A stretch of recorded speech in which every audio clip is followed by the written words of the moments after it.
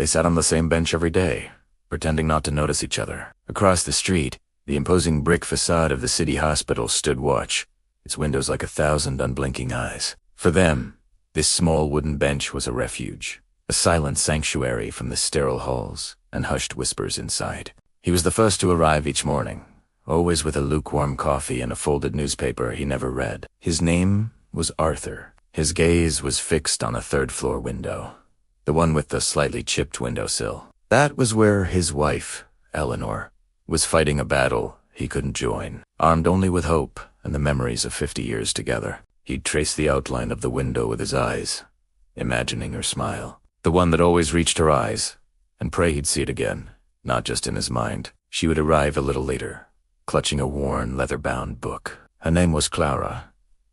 She was younger, maybe in her late 30s, with a weariness that didn't match her years. She'd sit on the far end of the bench, her posture rigid, as if holding herself together by sheer will. Her eyes would drift to the emergency entrance, flinching at every siren, her breath catching in her throat. Her son, Leo, a boy with a laugh that could fill a stadium, was inside. A Stouffle foul from a skateboard, they said. A simple accident that had spiraled into something terrifyingly complex. 4 weeks, there were 2 ships passing in the day, moored to the same lonely island but never acknowledging the shared waters. The silence between them was thick, heavy with unspoken fears and prayers.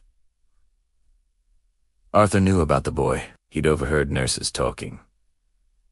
Clara knew about the wife. She'd seen the devotion in his daily vigil.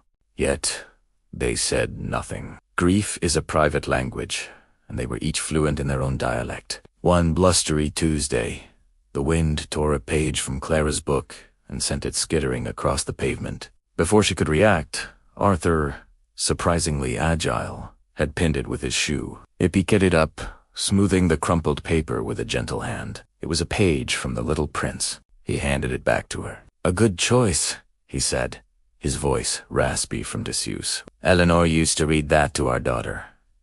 Clara's carefully constructed wall trembled. "My son," she whispered, her voice cracking. "He loves the stars."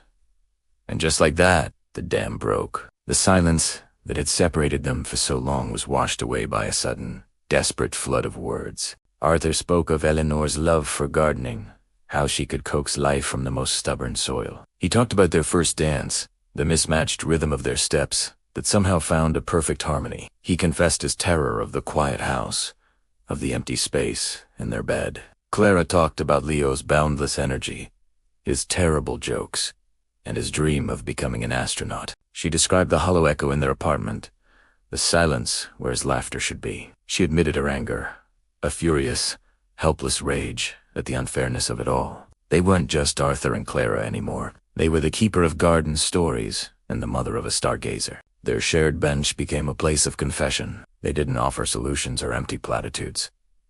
They simply listened. They offered the profound gift of bearing witness to each other's pain.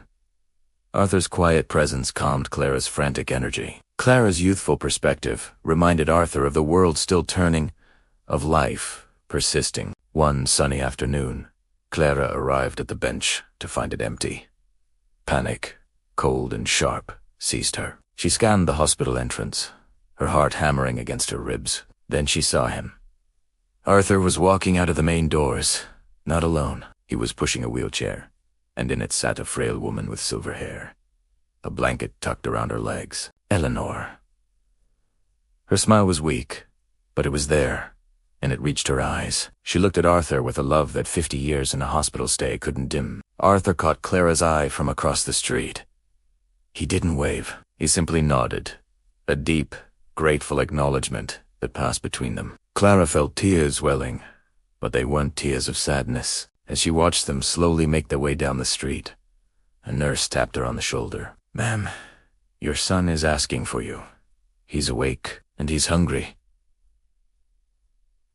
Clara gasped, her hand flying to her mouth. The world, which had been gray and muted, exploded into vibrant color. She ran, her worn book forgotten on the bench. She ran towards the entrance, towards the sound of her son's voice, towards the future. The bench sat empty for a while after that, a silent monument to a temporary friendship forged in the crucible of fear. But it wasn't lonely. It held the echoes of their stories, the ghost of a shared hope. It had served its purpose. It had been more than just a place to wait. It had been a place to heal. It taught to strangers that sometimes the heaviest burdens become lighter when you find someone to help you carry them, even if it's just for a little while, on a bench across from the hospital.